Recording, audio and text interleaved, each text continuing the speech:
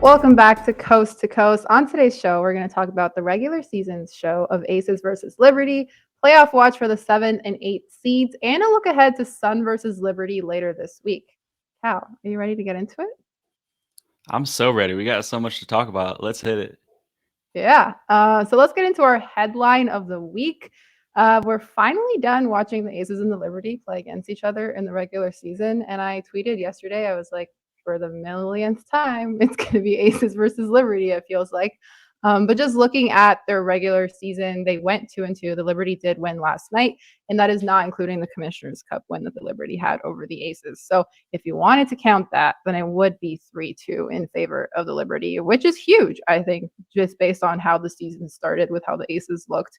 But what do you make of the way that this matchup has kind of developed throughout the regular season? I think the development of this matchup really tells the story of both of these two teams' seasons, even apart from this matchup. When you look at how the Aces started off the season as a team that we were talking was maybe the best team ever, and how the Liberty started off the season sort of a little bit slower, trying to find that chemistry. Obviously, JJ working her way back from that stress fracture. And now we see these two teams sort of going in opposite directions with the Aces running into kind of a wall with some of that fatigue. JJ really finding her footing and the Liberty, just that cohesiveness being on display. And when you look at the evolution of that, like the first matchup between these two teams, the Aces ran away with it. Two out of the last three matchups, including the Commissioner's Cup, the Liberty sort of ran away. They didn't completely dominate last night. One of those they won by 38, but the Aces never really were in it at the end, I feel like. And that just I think is like a microcosm of what both of these teams have sort of the journey that they've been on throughout the whole season. Yeah, and you kind of said the F word there, which is fatigue. That's been yeah. See, I just thought of that too. But that's kind of been the word of the week for the Aces. It's something that you and I talked about last week a little bit, but it feels like much more relevant. Just seeing how they fared this week. What are your thoughts on that, and like how they might be feeling heading into the remainder of the season? Because I think even Becky said that they're tired. Yeah, I saw, the quote before the game, Becky saying how like she felt like I apologize, I don't remember who tweeted this out, so I can't give credit, but about that Becky said she felt like she was putting her foot on the gas and there was no gas left in the tank. And that she almost considered pulling, the Greg Popovich who she worked for and basically just like arresting everyone, Hmm. which she didn't. The players didn't let her, and that's good because we got a better game out of it. But at some point, you have to. And the tough thing for the Aces is that it was looking like they might be able to clinch the 1 seed early enough to be able to do that. But after that game, they're only one game ahead, 1.5, one game ahead in the loss column of the Liberty. So they still have to keep trying if they want home court advantage in game 5 of the finals if it gets that far. And they may end up having to play all their players full minutes throughout the last day. The 1 seed may not be decided until the final day. It depends how things go. So Hmm. it's going to be really tough for them. You really feel like you saw Sid Colson come in the third quarter, right? Like you feel like this team just needs another body, and it'll be interesting to see if they're able to find ways to sort of get their players a little bit of rest, even just here and there throughout games down the stretch, so that they can be just a little bit fresher coming into the playoffs. Yeah, and you can see like how we talked about last week where they're missing Candace Parker on that regard too, because I think if they even had her in the lineup, things might be a little bit easier on the entire team. But let's get to last night's game because I think as much as it was that the Aces are probably tired at this point, I think the Liberty did quite a few things to actually just make life very difficult for the Aces. What did you see from the offense that you liked?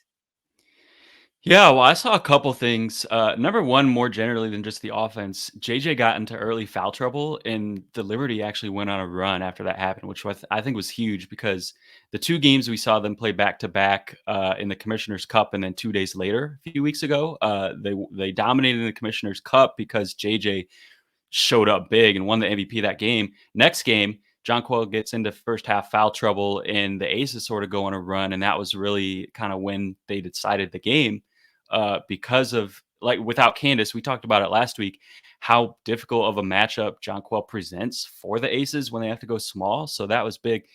to me, the Liberty finding a way to still extend that lead without having that matchup and the dominance that Jonquil brings on the court was a big deal compared to even just where they were 2 weeks ago in this matchup. The other thing that I saw specifically from the offense that I think was big and another sort of evolution piece to the Liberty season is Sabrina getting to the rim and finishing or drawing contact.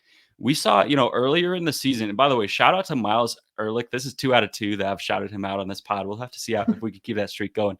Um, me and him were texting beforehand, before the game, and he was telling me how, like Sabrina has become a really efficient driver throughout the season, which wasn't the case at the beginning of the year. She's having arguably the best 3-point shooting season ever, but earlier in the season, she wasn't really that was about all she was bringing in terms of scoring. She was 44% at the rim before the All-Star break, which was the worst in the league by far, with 2 attempts per game, at least 2 attempts per game at the rim.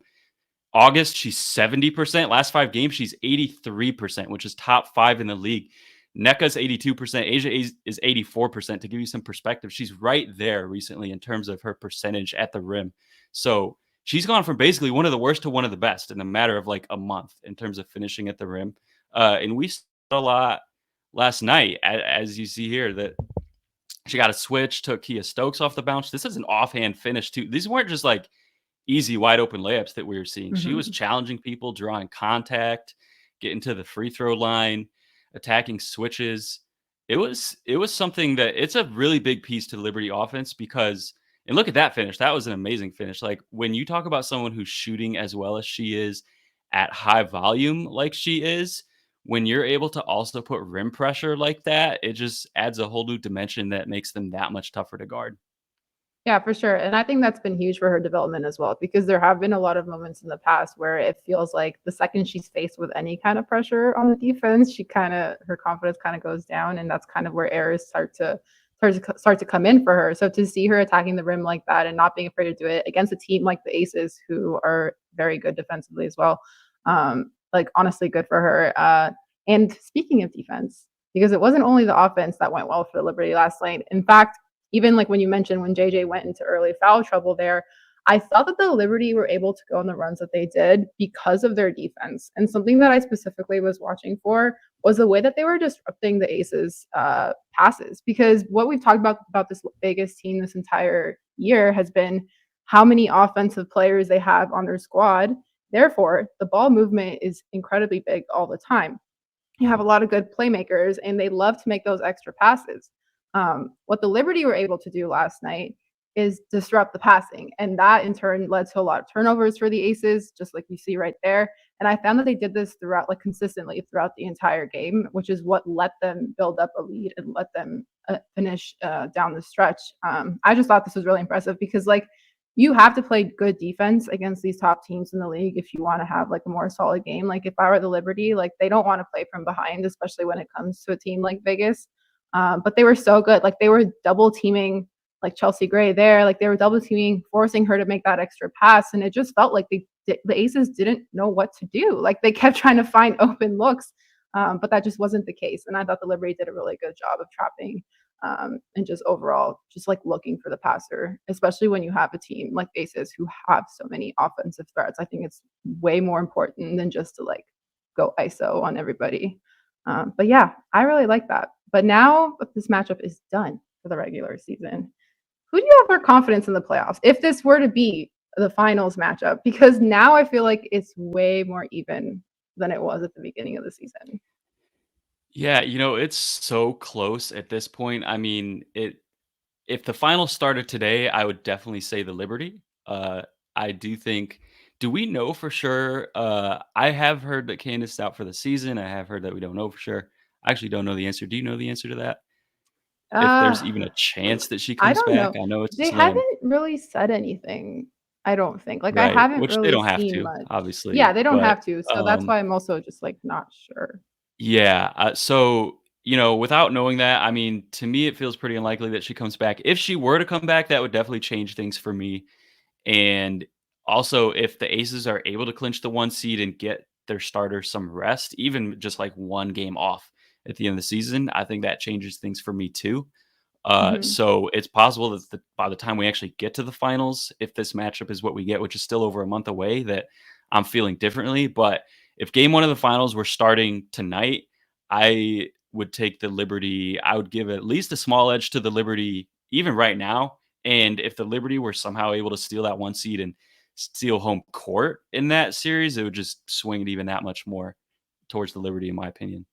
Yeah, I definitely see that for the home court advantage part of the equation because they have played really well at home. But I think I'm still leaning Aces just because that stretch that week where they played each other a couple of times and the Aces won after the Commissioner's Cup loss.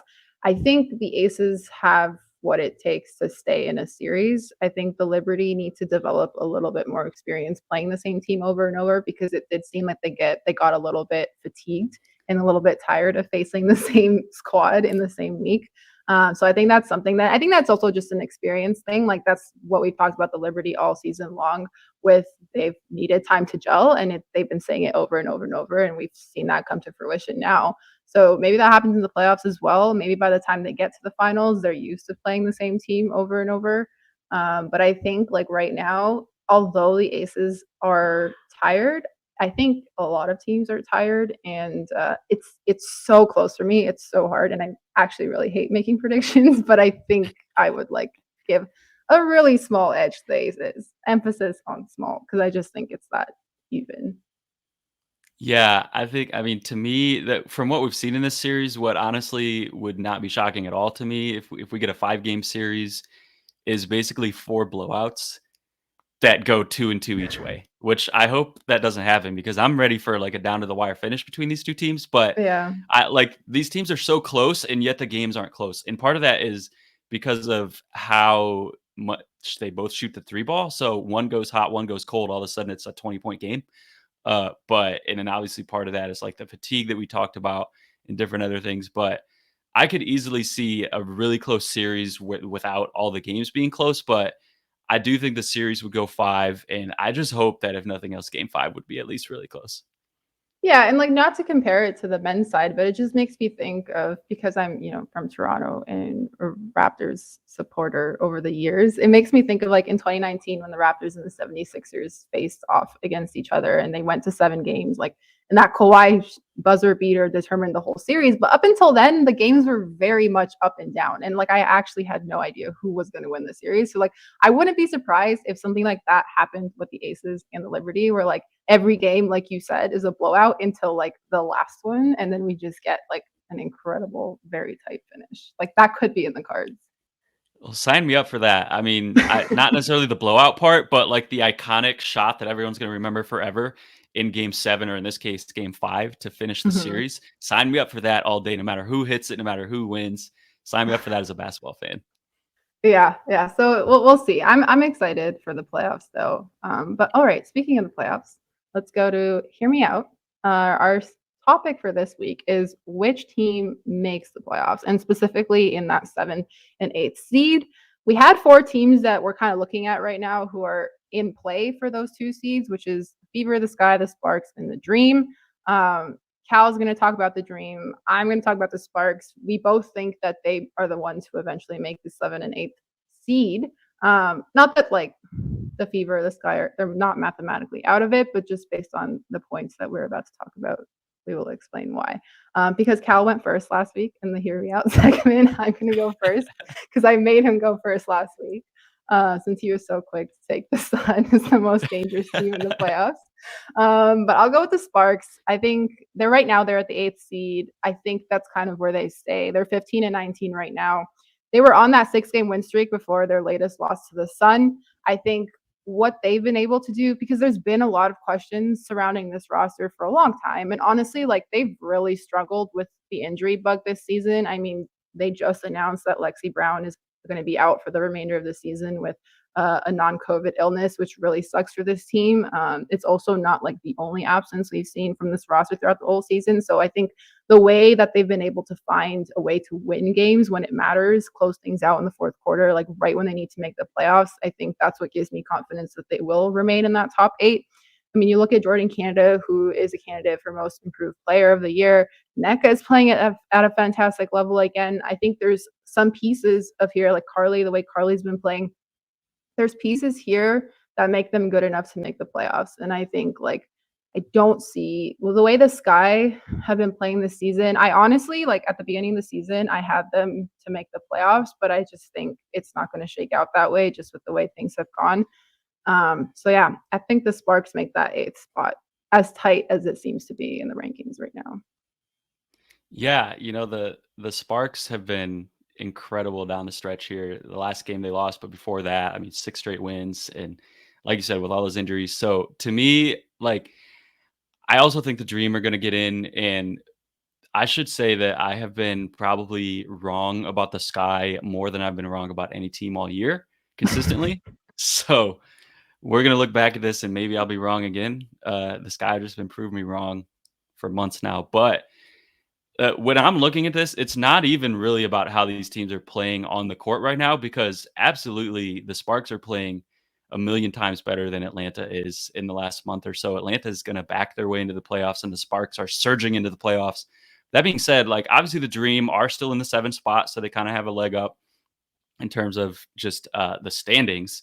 They have a 2-game lead on the Sky, who are in 9th. So obviously they could fall one spot to the Sparks and be fine. They are favored tonight as we're recording this. By the time you're listening to this, these games will be decided. But Dream are Mhm. favored, Sky or not tonight. So the Dream could have a 3-game lead by the time you're listening to this. And when you look at the rest of the schedule, the Dream have a fairly soft schedule. They get the Mercury tonight. They get the Lynx. They get the Storm. The Sky have to go on the road at the Sparks, who, like we talked about, are playing incredible basketball tonight. Then they still have to play the Liberty. They still have to go to Connecticut. So the schedule just doesn't really set up very well in these last 5 or so games for the Sky to be able to catch Atlanta. Now, like maybe if the Sky beat the Sparks tonight, they could catch the Sparks and sneak into that 8 seed. We'll see. I'm just don't see Atlanta, as much as they've struggled down the stretch here, actually dropping all the way to the 9 seed. So I think the Dream get in. I think in the end we're both going to be right though.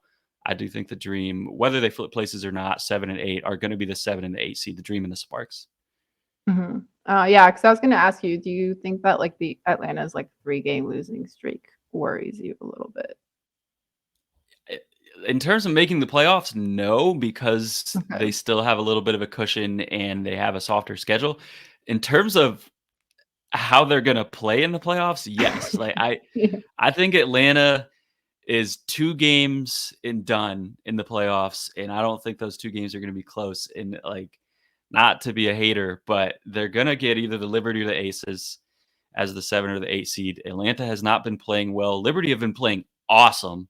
So I don't see Atlanta really hanging with them in either of those 2 games if that's the matchup. If they get the Aces, could they maybe hang around for one of those 2 games? Like we saw the game the other day that Asia dropped 53 and it still was, I think, what, a 12-point game. It's not like the Aces ran away with it. So it's Yeah. possible, but I still just don't really see the Dream actually significantly threatening either of those 2 teams in the first round the way that they've been playing. Month and a half ago, when the Dream were playing great in June, I would have said a different story. Like the Dream knocked off the Liberty at one point, and they played Mhm. the Aces tough. So it would have been Yeah. different. But the way they've been playing down the stretch, it definitely concerns me for them in terms of how they're going to play in the playoffs, but I think they're going to get there. Yeah, I totally agree with that. Surprise again, we agree on Hear Me Out. Although this time we weren't really like debating each other, to be fair. But let's move on to our matchup of the week, and that is a team that we've already talked about in this pod, the New York Liberty versus the Connecticut Sun. Now let's just revisit their last matchup, which didn't happen very long ago. Um, the Sun were up by 6 with about 38 seconds to go. Sab's going to hit a corner 3 here and cut it to within 4. And then crazy stuff is happening in these last few seconds. Bajanaja misses that 3. Stewie grabs the rebound, puts it back. And all of a sudden, it is a 2-point game. Now, this is the crazy part. Beck Allen fouls on that Sab 3, which is not what you want to do when there's like a second left in the game. Sab hits 2 out of the 3 free throws. I actually thought she was going to hit all 3. And the game goes to overtime, which the New York Liberty end up taking that. in quite possibly the most surprising end to a regular season game I've seen this season. The sounds that I was making at my TV, I was like, I could not believe what was happening in such a short amount of time.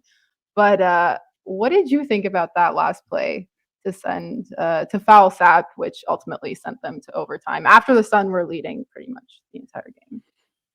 Yeah, well, obviously that's a tough way to lose, and that's tough. Like if you're Beck Allen, you're in scramble mode, so it's kind of hard to lay off there. But I see like like if you put yourself in her shoes, like you're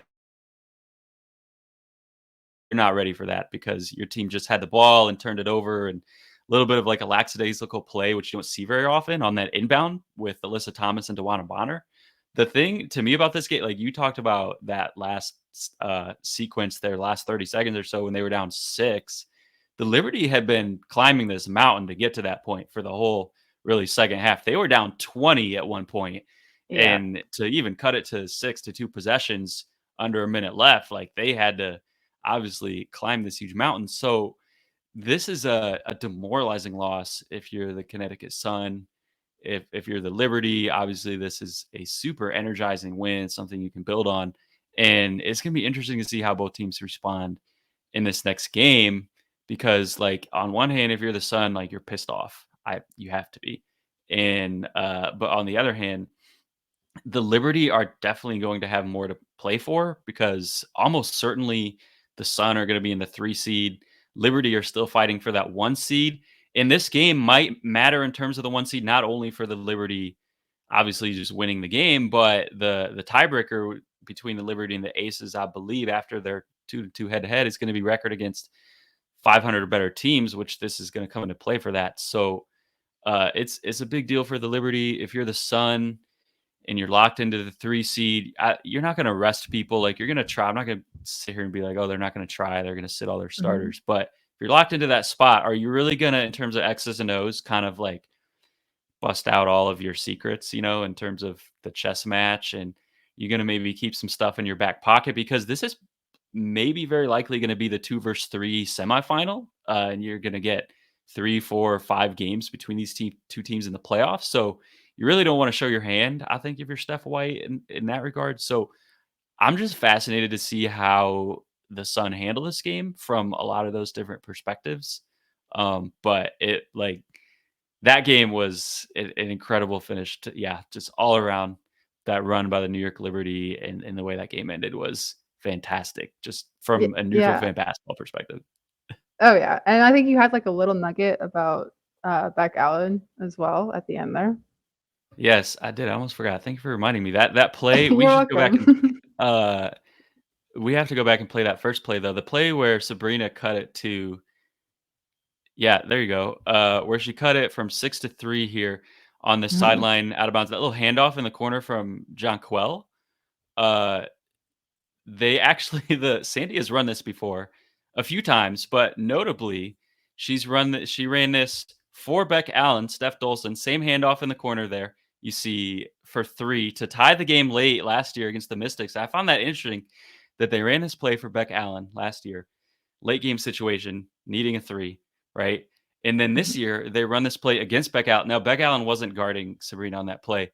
Beck Allen was obviously very involved in the following play when she fouled Sabrina, but Yep. just like a weird sort of poetic, I don't know the word, like twist of irony that Beck Allen Mhm. took advantage of this play and then a year later is on the wrong end of it. So I like when Crina sent me this like and told me to clip this video. I watched this and it like I didn't even occur to me live when I watched it, and then when I watched it back, I realized wait, I've seen this before. So I thought that was funny. You get deja vu? Yeah. Anyway, that's pretty much how that went. I'm not gonna sing again on the spot, but, I thought that was kind of funny. But okay, let's look at the Sun and the Liberty. Like, yeah, you mentioned that the Sun may not wanna show their hand on Friday when they play, but let's look at their season, like, overall. And my surprise question to you that I said before we got on the pod that I was gonna save, are the Sun a greater threat to the Liberty than the Aces at this point in the season? Oh wow, like in the playoffs, you mean? Mhm. Oh, no, I'm still gonna say no. I'm No? sorry to the sun. This is gonna end up on a disrespect video, but Didn't they I use your voice or something? One of they them? did. I was on that video a couple weeks ago. Which by the okay, side note, this isn't what you asked, but I would like to point out for the record that that quote that they used where I was talking about how Stewie and Asia are the two that you're always looking at for MVP. I followed that quote up with talking about how Alyssa Thomas is actually also making a big push and should be in the conversation. I'm like But they missed that 99% part. sure I said that. I definitely said that on some pod, like 99% sure that I said that literally in the same sentence. I might be wrong about that part. I couldn't go back and find it. But I just want everyone to know that AT, I like have a ton of respect for AT, and I think that she is really making a push for the MVP right now, especially after neither Asia or Stewie has really dominated in the matchup against each other like we saw last night. So I think actually that's a good point about this game though, is that this might be because AT is still clearly third. Again, put it on a disrespect video. I don't care. I actually loved that they did that though. I don't mind that they took me out of context I'm because gonna I thought clip it was that. hilarious. I laughed a lot. I just wanted everyone to know. But she's still clearly third. The thing is, though, I think this game could be sort of her last gasp to make that push and get into that conversation, just because head to head does matter so much and how you play against the two top teams and also the other two top candidates that you're chasing. So that'll Yeah. be honestly what I'm watching for the Sun as much as whether they win the game or not, because whether they win doesn't really matter for them in terms of the standings. But to go back to your question that I like somewhat dodged, no, I don't think the Sun are as much of a threat to the Liberty as the Aces. Even right now, even a fatigued Aces, I would probably still say are a bigger threat to the Liberty. But the Sun are enough of a threat. Like I absolutely could see the Sun taking a game, maybe two, in the 5 game semifinal series. If we get that, I don't think they're going to be an easy out by any stretch. And I mean, who knows? Like last year, I think most of us probably thought that the Sky were going to come out of that semifinal series, and they didn't. The Sun beat them in 5 games. So Yeah. this is another one that the Sun could completely make me look wrong. But if you ask me right now who I would rather play, Aces or Sun, if I'm the Liberty or if I'm any team, I'm still taking the Sun. Okay. Okay. Well, thank you for answering my question, my surprise question. I think I agree with you. Uh, I obviously agree with you since I have the Aces having the slight advantage over the Liberty right now. So I would not think that the Sun do. But yeah, it'll be very interesting to see them play again on Friday. Definitely clipping when you said, put this in a disrespect video. I don't care. Like I'm totally running with that. So thank you for saying that. Um, but yeah, I thought that video too was really funny that they just took a bunch of people, which I'm sure half of them were probably saying the same thing after that, like AT should still very much be in the conversation. But sometimes you just need to run with the narrative. It's fine. And we Yeah, respect it. no, I actually like that a lot. Like for real, props. I'm not like just saying that. Like props to the Connecticut Sun team, the social team for being hilarious and like you can take me out of context all you want if it's funny because I like being funny is completely worth like bending any journalistic integrity in my opinion. So do it. They actually did it like a few years ago too. You remember the year when the Mystics were really dominant in 2019 and the Mystics beat the Sun in the finals. And at some point I tweeted something, I don't remember what it was. It's about how the Mystics are really good, basically. That's like all it was. And that tweet ended up in a disrespect video. So No. it's like it's a tradition. I You enjoy gotta be it. careful, I Uh guess. I guess, we'll yeah. see if it happens again. You either be careful or you don't care if your quotes get taken for a video. But yeah, no, we'll see what happens. I might even just clip that and send it to them directly. So maybe they'll use Feel the free. clip in their Go for it. video. I'm in. Not to sabotage you or anything like that. But yeah, that's been coast to coast. One thing I do want to promote before we get you out of here is the Her Hoop Stats newsletter. There's a bunch of really cool stuff that gets sent straight to your inbox once you subscribe. There's stuff every day from like off-season guides to things about the sky. There's a column called Give Me Five. Yeah, lots of really great stuff over there. So make sure you go subscribe if you haven't already. Find us on social media at Her Hoop Stats. You can also find us on the Twitter app, which has already like I texted Calvin today. I was like trying to DM him about planning the show, and it already like I got locked out of the DMs, like the Twitter rate limit, whatever it's called. The first time that's ever happened to me because I'm in the States right now, so my phone number isn't working. But God We bless had to go WhatsApp. to our third plan with no texting in the States, no Twitter DMs because of Elon, and found a way Everybody's to just moved to WhatsApp. It's fine. yeah. Not an ad. I should say that. But yeah, Calvin, where can the people find you on Twitter? Well, I'm glad you asked because this week we were smart and put it on the screen if you're watching. Most of you aren't. So see Wetzel 31. Yeah, and you can find me at Crina MM or on Instagram at Crina Mustafa if that's your kind of thing too. Her Hoop Stats is also on Instagram. We're getting into our posting clips from the pod bag. We posted one on Sammy Whitcomb last week, and we'll be posting more for this week's episode as well. But yeah, this was a lot of fun. We'll see you next Wednesday morning. Bye.